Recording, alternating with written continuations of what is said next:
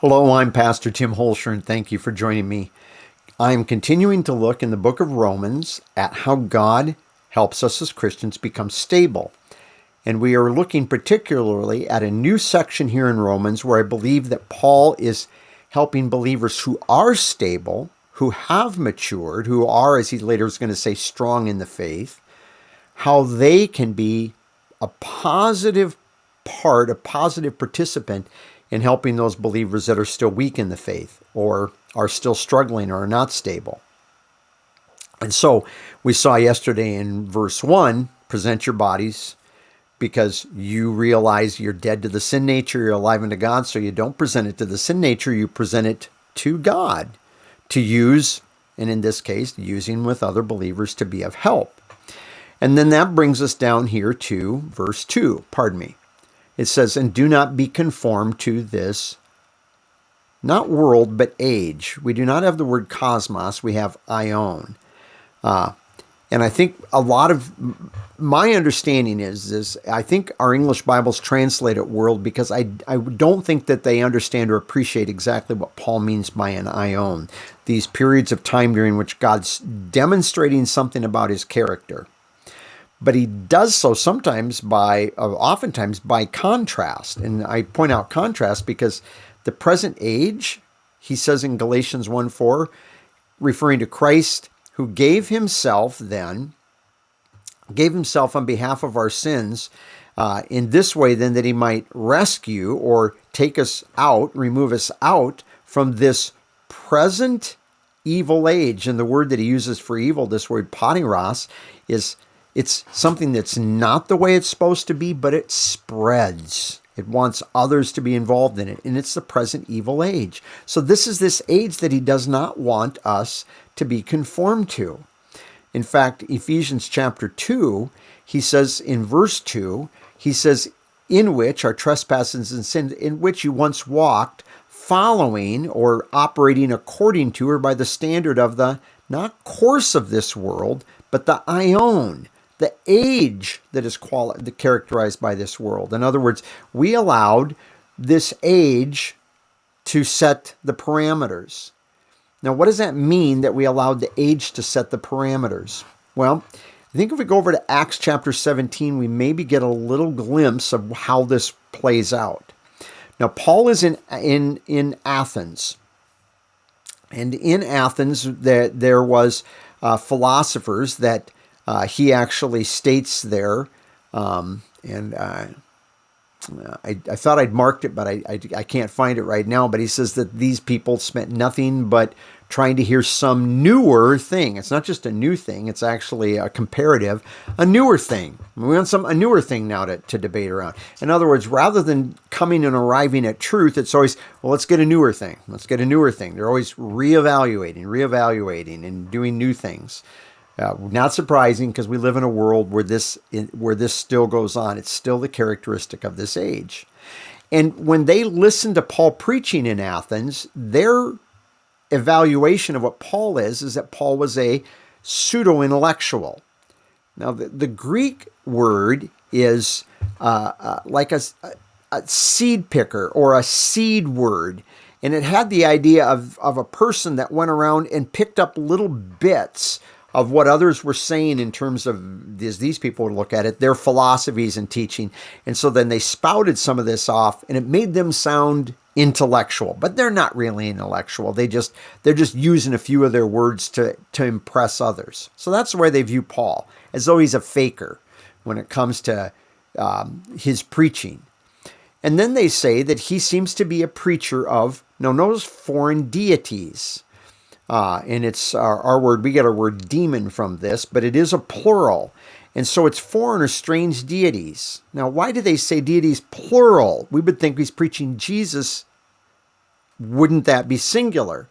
But notice the way they interpret his message, because he was telling the good news about Jesus and the resurrection. And I think the CSB here is good because they capitalize resurrection, because at this juncture, they thought resurrection was another god. See, the Greeks rejected literal resurrection. And because they rejected literal resurrection, when they heard Paul talk about it, they thought Well, Jesus is a God and resurrection's a God. Okay, so tell us about this new God. And it says in verse 19, they took and brought him to the Areopagus and said, now the CSB, I don't think they get this right. May we learn about this new teaching you're speaking of? But it's not. They use the verb that it's used in the Greek here, dunamao, is the word we are able, or we're strong, we're capable to know what this new thing is. So we're capable of this. And it's not saying, may we learn it? No, they're actually telling Paul, we can do this. We're intellectuals. We can understand. We can know what it is that you're talking about. And then it goes on in verse 20, it says, for what you say sounds strange to us, and we not want, boulamai here, we've determined to know what these things are. And then notice what he says here in verse 21, and I think I did highlight it. There it is. Now all the Athenians and the foreigners residing there, they spent their time on nothing else but to hear something new. And it's not just new, but this ending down here, this pteron ending, is an ending that says newer. So they want a newer thing, always give a newer thing. And so Paul goes on and he gets involved in this long philosophical argument, which if you go to 1 Corinthians, you read Paul swears this off. I'm not going to go down that path again when he gets to Corinth. And he gets down because when he gets to the punchline, you got to get to the gospel. And when Paul gets as close as he gets to the gospel here, he says, because he, that is God, has set a day when he's going to judge the world in righteousness by the man he has appointed, and has provided proof then, or literally, he has set him out as a thing, as an object of faith for everyone by raising him from dead ones. Doesn't say now just a resurrection, but a resurrection out from dead ones. Now they hear, verse 32, resurrection out from dead ones, and they began to ridicule him. And this word that's translated ridicule meant to crack jokes at his expense. To like a mocking. Think of those comedians that get up front and they just abuse their audience with all kinds of mocking and just kind of this vicious kind of stuff, and people think that's funny as long as maybe they're not the object of it. Well, that's what these guys were doing to Paul. And so they begin to do that, and then they also then are saying, or some of them at least are saying, well, we're going to hear you again on this. And I don't think that they're like saying, oh, can't wait till next time you show up and we're going to do this. It's like, yeah, we'll hear you again on this thing. That's a mock. They're not going to listen to him anymore. We've heard you. We're done with you. It's a mock is what they're doing. And so if you understand this, this is what the world system does.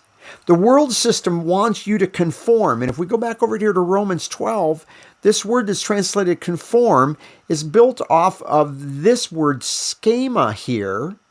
Schema referring to kind of like an outside scenery, the outside part that you see, and this idzo ending, which is causative. So the word suschema that he used, schematizo in this case, means to cause you or cause something to match the scenery that you see around you. In other words, fit in with the world. This is the way we do it here. Just be like us. Fit in. Don't rock the boat. Find your group within our setting. Yeah, we aren't all the same. What did they have there in Athens? They had Stoics and Epicureans. So even there, they had two different kinds, but they had this major group that they fit in. And this is the way the world wants us to operate. And this is the way the age at the present time operates. Now, what can happen if you put this in context now? To be conformed to this age, if we do that, there's two different ways we can look at this. Number one, you can look at this as though you yourself are operating or conforming to the way this age operates, and you belittle these people that are still struggling with issues. Now, let me give an illustration of this, because this happened to me several years back. It was early on when I came to this church, and there was an issue in the church, especially with one particular individual in the church at the time, that really had a very, very pronounced problem with Christians drinking an alcoholic beverage. Maybe you do. I'm not trying to be offensive. I'm just saying that was the issue here.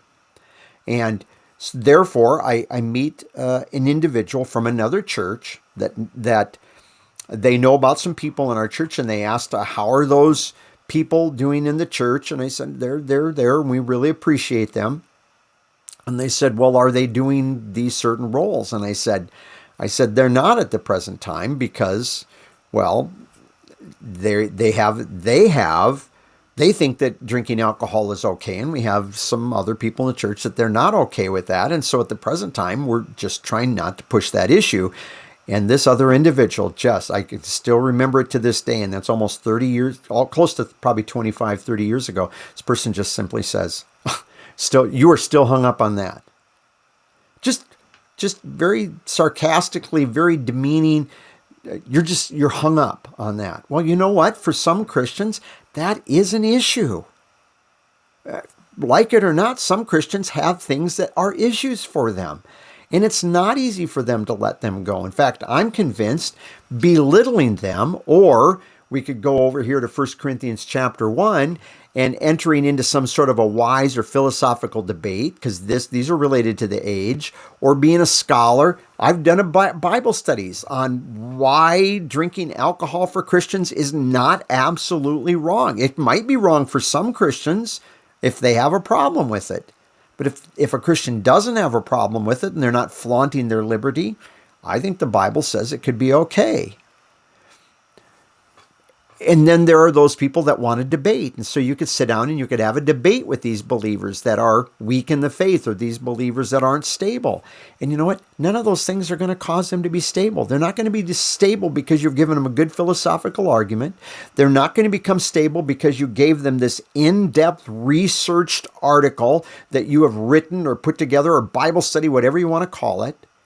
They're not going to be stable because you've debated them back into a corner. In fact, whether you know this or not, a lot of people that attend debates on issues, they still stand firmly with the person that they liked in the debate. And they very seldom are people swayed one direction or the other going, I haven't decided which person I like. But that very seldom happens. And it's the same thing with issues. Same thing with issues. And these things are not the things that are going to bring them about, nor is belittling them, pressuring them to just fit in. Well, at our church, that's not an issue, so just get in lockstep with us and we'll all be fine. No, this is not the way you're going to help them mature, to become stable. And we're going to see as we go through these, that's not what we do. So this is the first part. Don't be conformed to this age. As you're going to deal with them, it's not going to be by handling them in this way. We're going to eventually see here in Romans 12, if you want to read ahead, you should. You're eventually going to see love is going to be the answer. Treating them with love. That's what they need. And you know what? When you learn to deal with believers like that, rather than resorting to the techniques and methods that this age uses, not only does it help you as a believer have a good day in the Lord, but it will eventually, as those believers come to appreciate what God's doing in the way He's doing it, it'll also help them have a good day in the Lord also. Thank you for joining me.